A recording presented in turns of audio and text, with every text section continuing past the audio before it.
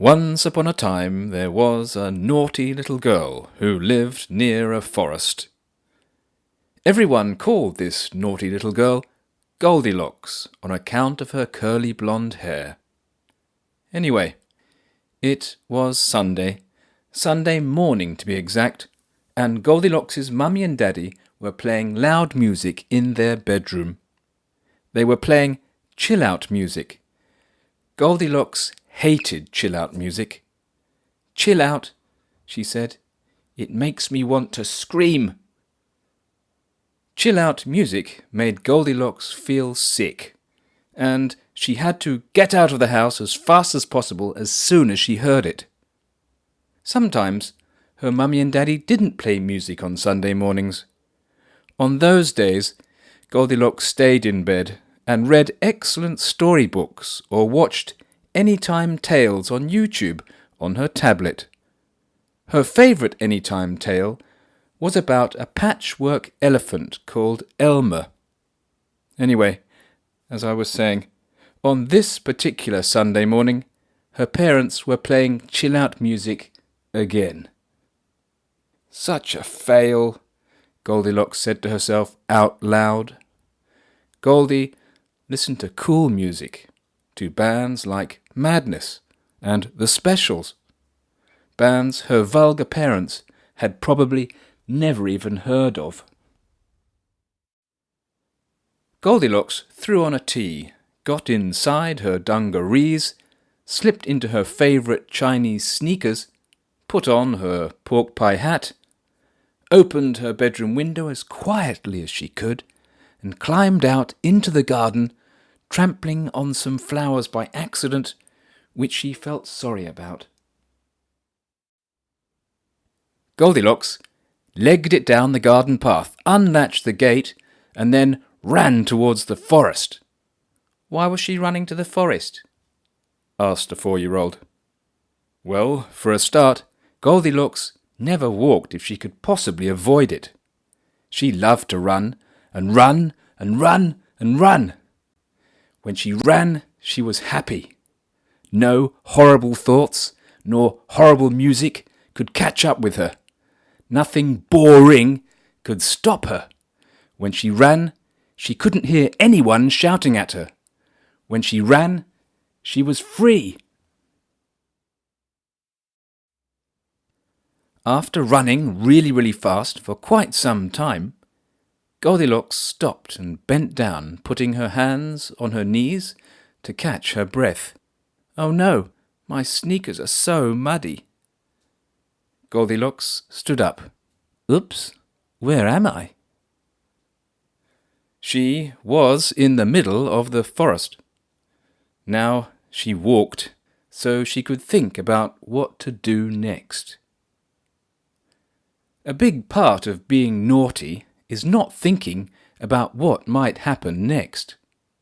To be naughty, you need to just do things, and that way you get into trouble.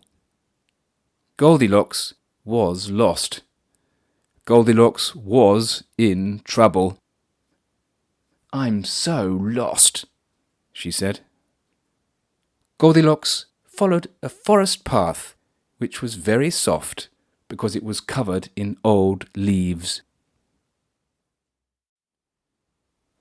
Soon she came into a clearing and saw a house, or rather a cottage.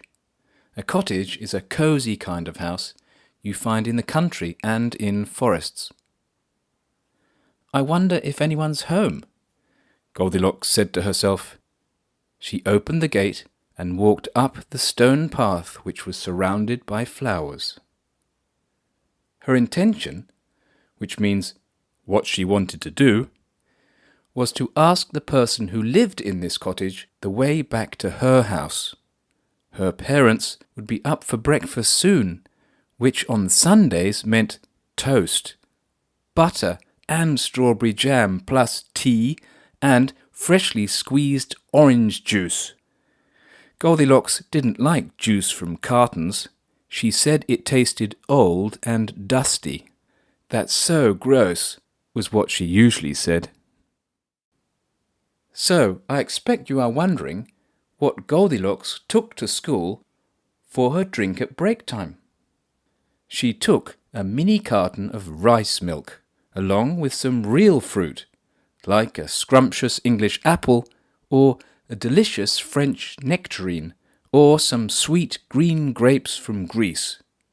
Goldie loved grapes and couldn't stop eating them until they were all gone, which made her do a loud burp, which her friends and other people at school, except the teachers, loved.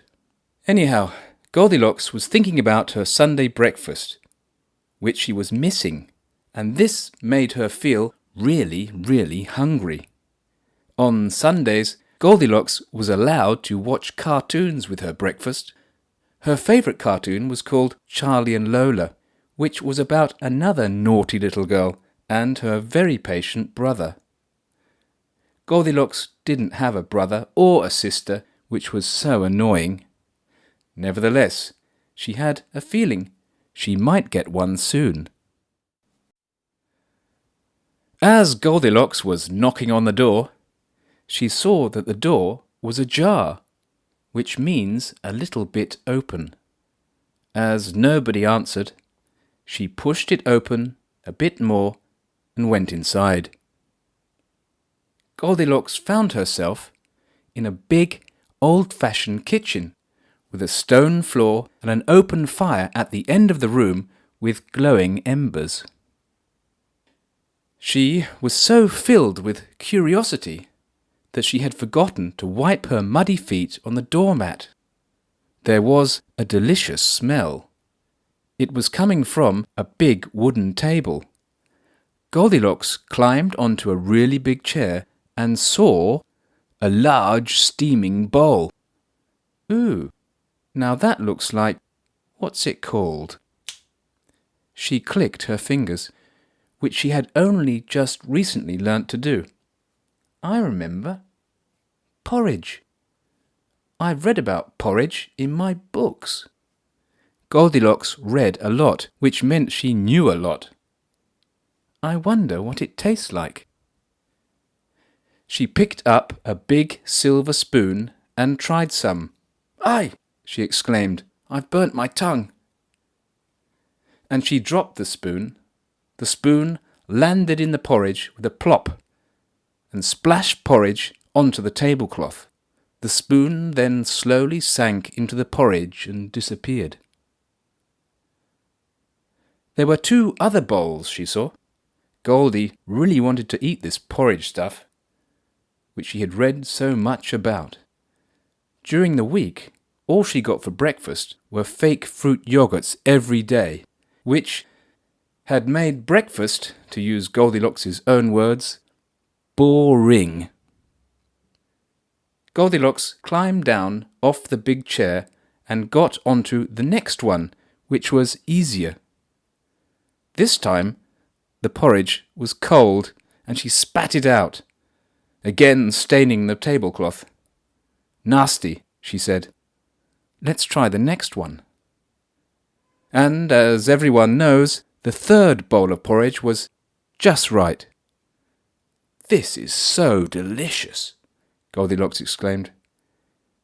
She scoffed a lot, and her tummy was really full. "Oof, I so need to sit down." In the sitting room, as you probably already know, Goldilocks tried 3 chairs, and only the third chair was just right. Except that it wasn't just right, because it broke, and she was lucky not to hurt herself. "Ugh!" she scoffed. "Swedish furniture." Sometimes Goldilocks could be such a snob. The naughty little girl was so full and so bloated from the porridge, that was so delicious, that she was absolutely desperate to lie down somewhere. She practically forgot she was in someone else's home, and just went up the stairs looking for a bed.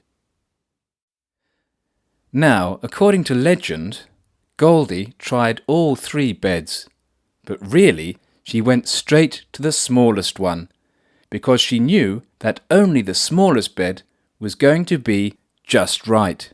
Indeed, which only means, really and truly, this bed was fantastically cosy, and the naughty little girl was fast asleep in seconds.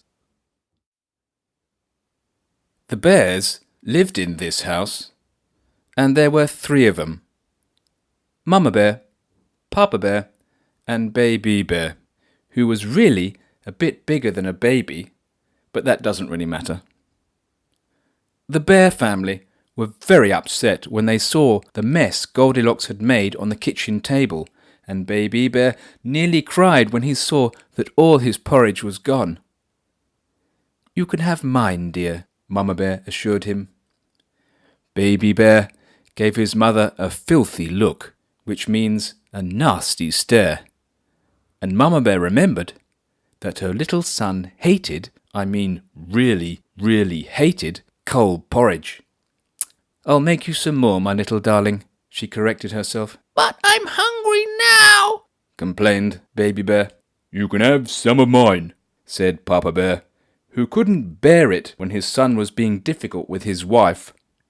Bear also means tolerate or put up with. Strange, but true.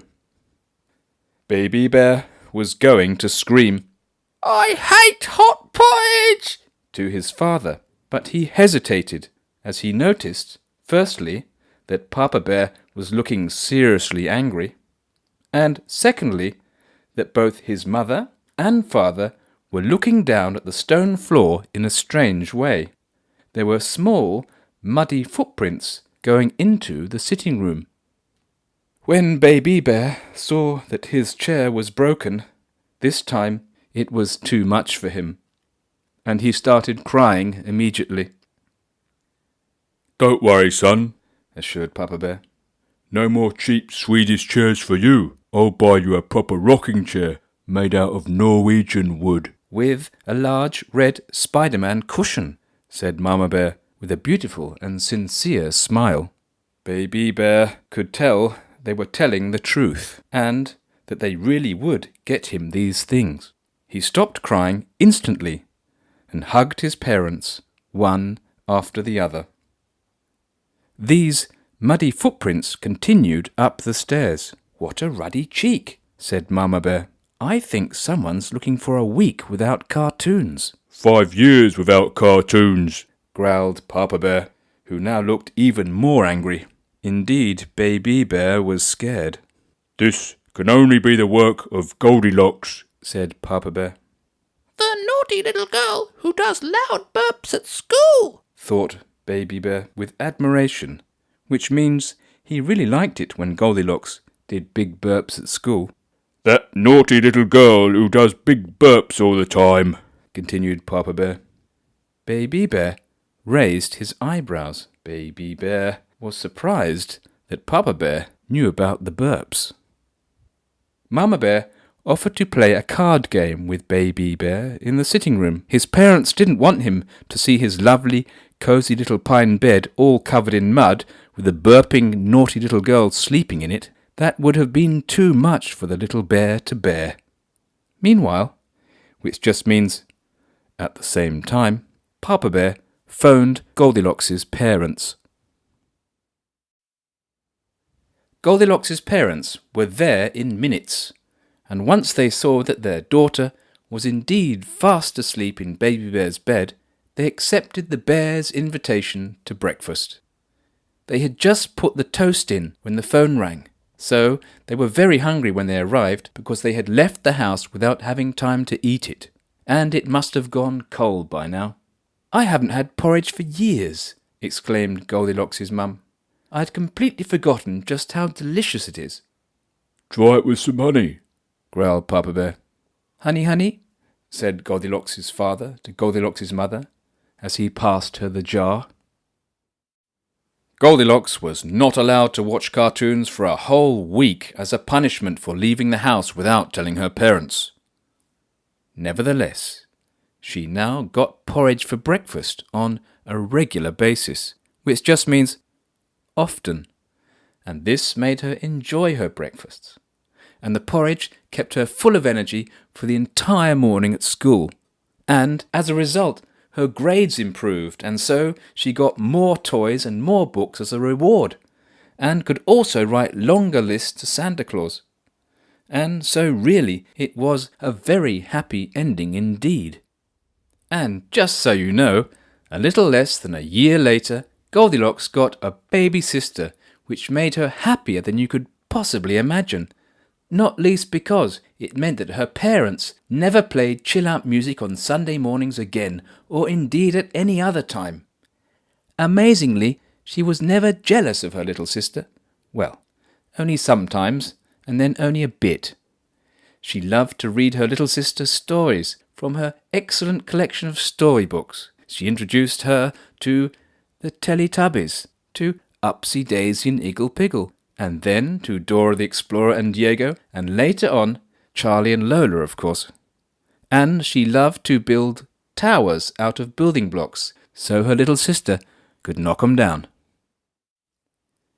Goldilocks stayed friends with Baby Bear forever, although she was never allowed to go on his new rocking chair with the red Spider-Man cushion. The schools in their area were very nice. Classes were small, and the teachers fantastic. This is typical in Norway, where Goldilocks and Baby Bear lived. Goldilocks introduced Baby Bear to literature, which just means books, and eventually agreed to teach Baby Bear how to click his fingers, which is very difficult for a bear.